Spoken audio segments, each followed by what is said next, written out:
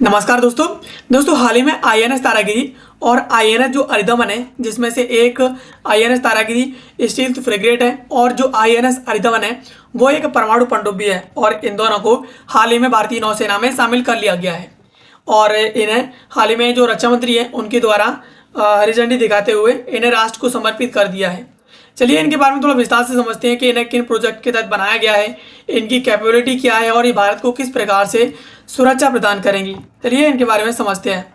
सबसे पहले खबर के प्रमुख बिंदुओं के बारे में बात करेंगे तो भारतीय नौसेना की ताकत में इजाफा करते हुए रक्षा मंत्री राजनाथ सिंह ने विशाखापट्टनम में तो अत्यंत शक्तिशाली जो युद्धपोत हैं आईएनएस तारागिरी जो एक स्टील्थ फ्रिगेट है और आईएनएस अरिदमन जो कि एक परमाणु पनडुब्बी है, इन दोनों को हाल ही में राष्ट्र को समर्पित कर दिया है। और यह कदम हिंद प्रशांत क्षेत्र और भारत के पूर्वी जो समुद्री तट है उस पर सुरक्षा की दृष्टि से गेम चेंजर साबित होगा। यानी इन दोनों जगह से भारत को ये दोनों काफ़ी ज़्यादा जो है प्रोटेक्ट करने वाली हैं, सुरक्षित करने वाली हैं। इसके अलावा आईएनएस तारागिरी और इसकी प्रमुख विशेषताएं और इसकी मारक क्षमता की बात करें तो आईएनएस तारागिरी प्रोजेक्ट 17A के तहत चौथा उन्नत फ्रिगेट है और इसे पूरी तरह से भारत में डिज़ाइन किया गया है, तैयार किया गया है। यह भारत की आत्मनिर्भर भारत की जो मिशन है उसके तहत भारत के लिए एक मिसाल है। इसके अलावा यह युद्धपोत इसका जो टोटल वजन है वो 6,670 टन है। इसके अलावा इसे उच्च श्रेणी के स्टील्थ और आधुनिक इंजीनियरिंग के द्वारा इसे बनाया गया है ताकि ये दुश्मन की रडार की नज़रों से बच सके, दुश्मन इसे अपनी रडार में कैच आउट न कर सके। इसके अलावा यह जहाज ब्रह्मोस सुपरसोनिक क्रूज मिसाइलों से लैस है। इससे इसे लंबी दूरी तक अचूक हमला करने की शक्ति मिलती है। दोस्तों, ब्रह्मोस मिसाइल को फायर एंड फॉरगेट के नाम से जाना जाता है। इससे कहीं ना कहीं इस फ्रिगेट को बहुत ही ज़्यादा शक्तिशाली जो है मिसाइल मिलती है और ये लंबी दूरी तक आसानी से अटैक कर सकती है।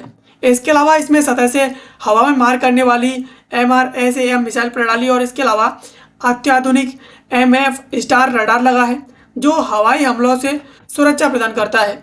आईएनएस तारागिरी में हमारे समुद्र में छिपे दुश्मनों को खत्म करने के लिए आधुनिक टारपीडो और इसके अलावा रॉकेट लॉन्चर भी लगाए गए हैं। यानी अगर हिंद महासागर में अगर कोई दुश्मन छिपा होगा तो आईएनएस तारागिरी को इस प्रकार से डिज़ाइन एंड डेवलप किया गया है कि ये जो टॉर्पीडोज हैं, इसके अलावा रॉकेट लॉन्चर्स हैं, उनके थ्रू उन्हें तुरंत की तुरंत ख़त्म कर सकती है। इसके अलावा इसकी रफ्तार इतनी तेज़ है कि इसके आधुनिक सेंसर और इसमें जो हिंद प्रशांत क्षेत्र है उसमें भारतीय नौसेना का एक अवैध कवच बन जाती है।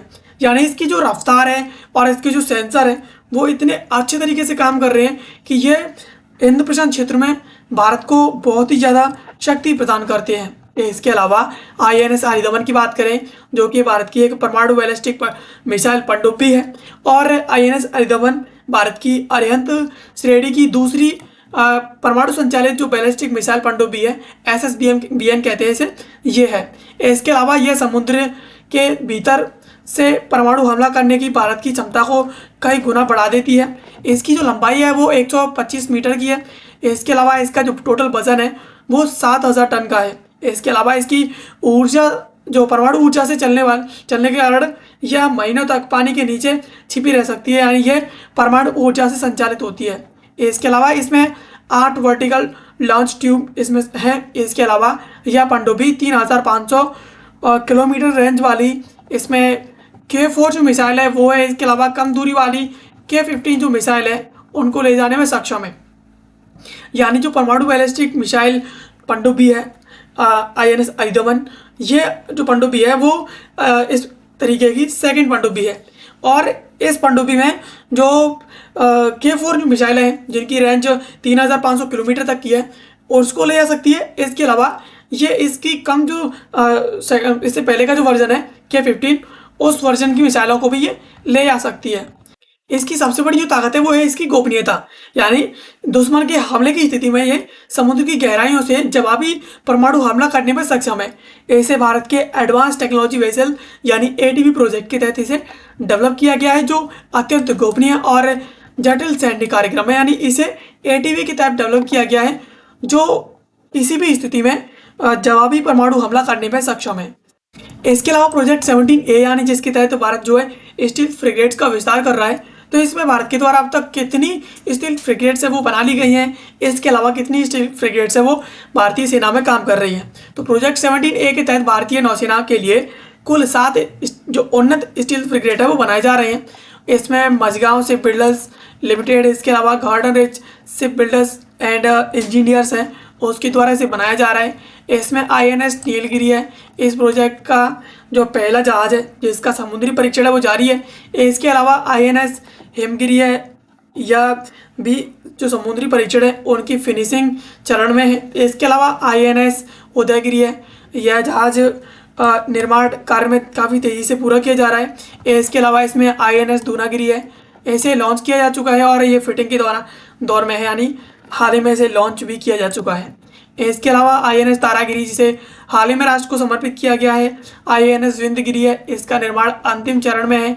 INS महेंद्रगिरी है, यह सीरीज का 7वां और आखिरी जहाज है जो अंतिम है। इसके अलावा वर्तमान स्थिति की बात करें तो सभी जहाज़ों में आधुनिक रडार, सेंसर और स्वदेशी जो हथियार है वो इसमें इस्तेमाल किए जा रहे हैं और इसमें से अधिकांश है वो अगले 1 से 2 वर्षों के भीतर पूरी तरीके से भारतीय नौसेना में सक्रिय रूप से काम में लग जाएंगे, यानी भारतीय नौसेना में ये जो है शामिल कर दिए जाएंगे। इसके अलावा एडवांस टेक्नोलॉजी वेसल प्रोजेक्ट यानी जो ATV है, जिसके तहत भारत के लिए भारत की परमाणु पनडुब्बियां तैयार की जा रही हैं। ATV प्रोजेक्ट भारत का सबसे महत्वाकांक्षी रक्षा कार्यक्रम है, जिसका उद्देश्य स्वदेशी परमाणु पनडुब्बियों का निर्माण करना है। INS अरिहंत जो S2 है वो भारत की पहली और स्वदेशी परमाणु पनडुब्बी है जो वर्तमान में पूरी तरीके से सक्रिय यानी काम कर रही है। इसके अलावा INS अरिहंत है, ये S3 यानी यह दूसरी परमाणु पनडुब्बी है। इसे अरिहंत का ही उन्नत संस्करण माना जाता है जो नौसेना में शामिल हो चुकी है। इसके अलावा INS अरिदमन है, ये S4 टाइप की है, यह जो है अरिहंत श्रेणी की तीसरी है लेकिन आकार में बड़ी और अधिक घातक पनडुब्बी है, जिसे हाल ही में सेवा में शामिल किया गया है। इसके अलावा S4 यानी जो कोड नेम है इसका, इस श्रेणी की चौथी जो पनडुब्बी है वो वर्तमान में विशाखापट्टनम में निर्माणाधीन है, यानी बनाई जा रही है, जो अरिदमन से अधिक उन्नत होगी, यानी इसे काफ़ी ज़्यादा एडवांस तरीके से बनाया जाएगा। इसके अलावा भविष्य की योजनाएं S5 क्लास की, ये भारत की अगली पीढ़ी की SSBN 5वीं श्रेणी की सब जो है बनाने पर काम कर रहा है, जो 13,000 टन से ज़्यादा वजनी होगी और अधिक संख्या में मिसाइलें ले जा सकेगी। इसके अलावा न्यूक्लियर अटैक सबमरीन SSBN, इसके अलावा भारत जो है 6 स्वदेशी परमाणु संचालित हमलावर पनडुब्बियां यानी SSN जो है बनाने पर योजना जो है भारत काम कर रहा है, इस प्रकार की योजनाएं बना रहा है जो बैलिस्टिक मिसाइलों के बजाय युद्धपोतों और इसके अलावा दुश्मन की पनडुब्बियों को शिकार बनाने के लिए डिज़ाइन की जाएगी, यानी न्यूक्लियर अटैक सबमरीन भी भारत जो है तैयार कर रहा है। तो इस प्रकार से भारत के द्वारा प्रोजेक्ट जो ATV है यानी एडवांस टेक्नोलॉजी जो वेसल प्रोजेक्ट है, जिसके तहत भारत के लिए अपने लिए जो परमाणु पनडुब्बियां हैं उन्हें डेवलप कर रहा है। इसके अलावा भारत जो प्रोजेक्ट 17A के तहत तो जो है हाल ही में अपने लिए स्टील फ्रिगेट बना रहा है, इसमें 7 स्टील फ्रिगेट जो बनने वाली हैं। तो इस प्रकार से हाल ही में इनमें से 2 जो है स्टील फ्रिगेट और एक जो क्या बोलते हैं उसे अरिदमन है परमाणु पनडुब्बी है, वो हाल ही में भारतीय नौसेना में शामिल कर ली गई हैं। तो ये दोनों हाल ही में शामिल हो चुके हैं जो भारतीय सेना को काफ़ी ज़्यादा मजबूती प्रदान करेंगे।